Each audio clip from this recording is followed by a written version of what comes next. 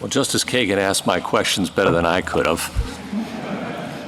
The liberal Supreme Court justices are absolutely railing into Trump's lawyers in this birthright citizenship case, to the point where Justice Kagan is basically telling the lawyers that they're outright idiots for bringing this before them. And that was after Justice Ketanji Brown Jackson raked him over the coals for arguing that the judicial system can't step in and stop Trump from, breaking the law. They have to wait until somebody is harmed and allow that person to sue instead. I mean, it's just absolute insane logic. And then, after smacking down the argument that judges don't have the authority to tell the executive what is and isn't lawful, as if we don't have checks and balances in this country, Justice Kagan slammed Trump's lawyer for even bringing this case before them, saying, "What the hell are you even doing, losing all of these times in a row, and then thinking that we are going to come out on your side?" But if you guys enjoy this kind of coverage that MAGA hates to see, make sure to join our little resistance here at Really American by subscribing. It's free and it helps us out a ton. All right, let's just jump right into it. So, General, on this question of expedition, I mean, it sort of depends on the government's own actions in a case like this one, where one can expect that there is not going to be a great deal of disagreement among the lower courts. I mean, let's assume that you lose in the lower courts pretty uniformly, as you have been losing on this issue, and that you never take this question to us. I mean, I noticed that you didn't take the substantive question to us. You only took the nationwide injunction question to us. I mean, why would you take the substantive question to us? You're losing a bunch of cases, this guy over here, this woman over here, they'll have to be treated as citizens, but nobody else will. Why would you ever take this case to us? Well, in this particular case, we have deliberately not presented the merits to this court on the question of the scope of remedies, because, of course, that makes it a clean vehicle where the court doesn't have to look at the past. You're ignoring the import of my question. I'm suggesting that in a case in which the government is losing constantly, there's nobody else who's going to appeal, they're winning, it's up to you to decide whether to take this case to us. If I were in your shoes, there is no way I'd approach the Supreme Court with this case. So you just keep on losing in the lower courts, and what's supposed to happen to prevent that? Again, I respectfully disagree with that forecast of the merits, but in response to the question, what I would say is, we have an adversarial system, and if the government is not, for example, not respecting circuit precedent on the court's hypothetical in the Second Circuit, someone injured in the Second Circuit could take the case up. And they could say, look, the government is violating circuit precedent on the hypothetical multiple circuits. That's the case we're going to take? Somebody who says, after we've said that this all has to be done one by one, then we're going to take a case from somebody who objects to proceeding one by one?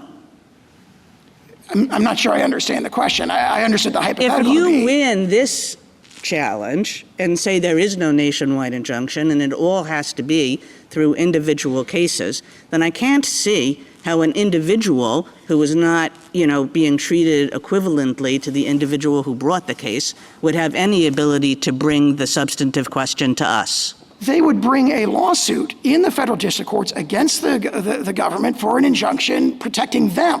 And if the government wasn't respecting, on the hypothetical circuit precedent. And then they win. And again, you need somebody to lose. But nobody's going to lose in this case. It's just you're going to have, individual by individual by individual, and all of those individuals are going to win. And the ones who can't afford to go to court, they're the ones who are going to lose. The tools that are provided to address hypotheticals like this, again, This is not a hypothetical. This is happening out there, right? Every court has ruled against you. We've only had snap judgments on the merits. Obviously, we're fully briefing the merits in the courts of appeals, and our arguments are compelling. More fundamentally, in response to the question. I'm suggesting to you, the real brunt of my question is, in a case like this, the government has no incentive to bring this case to the Supreme Court because it's not really losing anything. It's losing a lot of individual cases which still allow it to enforce its EO against the vast majority of people to whom it applies. And again, Rule 23 provides an avenue to address those very concerns. Thank you. Justice Gorsuch? Well, Justice Kagan asked my questions better than I could have. I mean, they are literally laughing at this man for presenting this case to them and trying to get around arguing on the merits of the case. Let me just turn your attention to one other thing, because the real concern, I think, is that your argument seems to turn our justice system, in my view at least, into a catch-me-if-you-can kind of regime from the standpoint of the executive, where everybody has to have a lawyer and file a lawsuit in order for the government to stop violating people's rights. Justice Kagan says, let's assume, for the purpose of this, that you're wrong about the merits, that the government is not allowed to do this under the Constitution, and yet it seems to me that your argument says we get to keep on doing it until everyone who is potentially harmed by it figures out how to file a lawsuit, hire a lawyer, et cetera.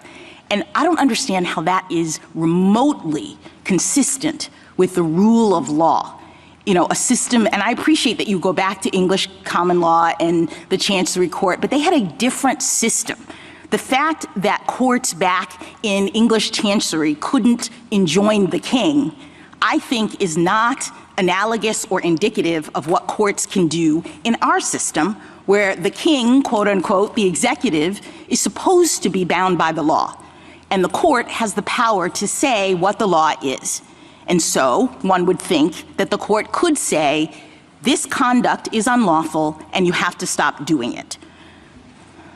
I think the catch-me-if-you-can problem operates in the opposite direction, where we have the government racing from jurisdiction to jurisdiction, having to sort of clear the table in order to implement a new policy. A great example of this is in the Schilling litigation, where the military had a military readiness policy. It was universally enjoined by the DDC. It went up to the DC Circuit. The DC Circuit stayed that injunction to allow that policy to go into effect, and then 1 hour later, a district court on the other side of the country universally. Can I just ask you one final thing, because this relates to also something that Justice Kagan said.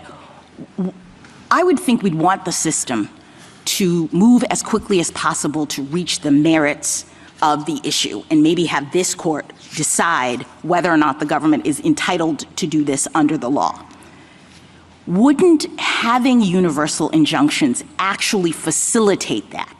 It seems to me that when the government is completely enjoined from doing the thing it wants to do, it moves quickly to appeal that, to get it to the Supreme Court, and that's actually what we would want.